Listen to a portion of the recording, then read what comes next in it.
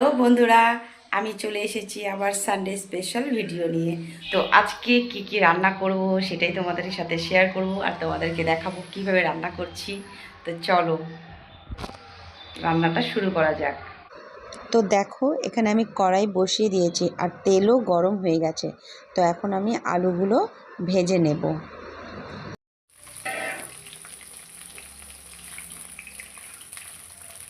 আলুগুলোতে অল্প হলুদ, অল্প লবণ দিয়ে আমি ভালো করে নেড়ে চেড়ে নিলাম।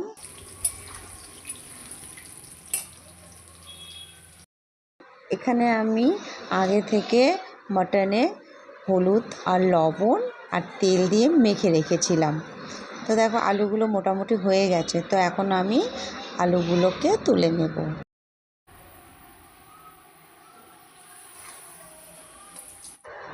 আলু সব তুলে নিলাম। এখন একই তেলে আমি ওখানে আরেকটু তেল দিয়ে তেলটা ভালো করে গরম করে তেজপাতা, জিরা আর গোটা গরম মশলাকে একটু থেতো করে দিয়ে দিলাম। তারপর আমি আগে থেকেই পেঁয়াজ কেটে রেখেছিলাম, তো সেই পেঁয়াজগুলোই আমি দিয়ে দিলাম। তো এখন ভালো করে নেড়ে চেড়ে নেব।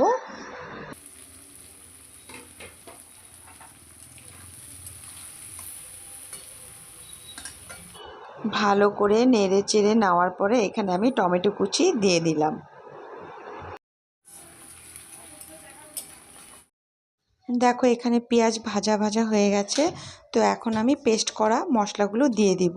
তো এখানে আমি আদা, রসুন আর কাঁচা লঙ্কা পেস্ট করেছিলাম, সেটাই দিয়ে দিলাম। 1 চামচ হলুদ, 1 চামচ লবণ আর 1 চামচ কাশ্মীরি লঙ্কার গুঁড়ো। তো দিয়ে আমি ভালো করে আবার নেড়ে চেড়ে নিলাম। তো ভালো করে নেড়ে চেড়ে নেওয়ার পরে এটাকে আমি কিছুক্ষণের জন্য রেখে দেব। দেখো, তো মশলাগুলো আমার কষে গেছে, খুব সুন্দর কালার চলে এসেছে। তো এখন আমি এখানে মাটনগুলো দিয়ে দিলাম। তো মাটনগুলো দেওয়ার পরে আবার আমি ভালো করে নেড়ে চেড়ে নিয়ে আবার এখন আমি ঢাকা দিয়ে দেব।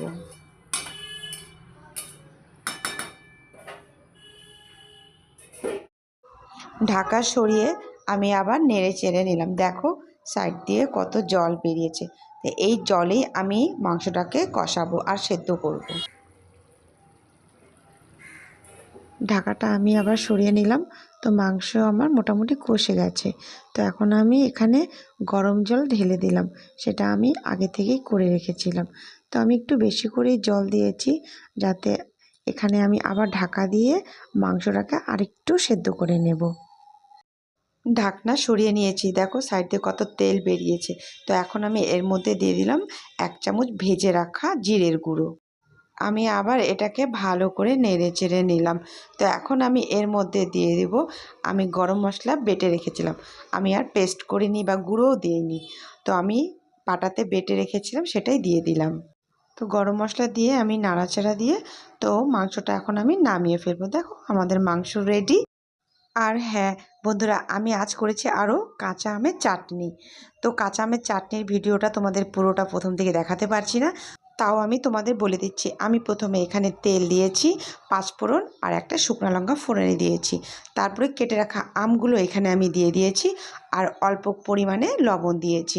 তারপরে আমি কিছুক্ষণ ঢাকা দেওয়ার পরে আমটা সেদ্ধ হয়ে গেছে।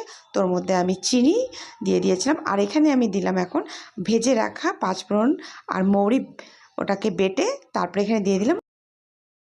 আমার রান্না কমপ্লিট। তো এখন আমি স্নান করতে যাব, স্নান করে এসে খাওয়া দাওয়া হবে। যদি রান্নাগুলো ভালো লেগে থাকে তো প্লিজ আমাকে কমেন্টে জানিও।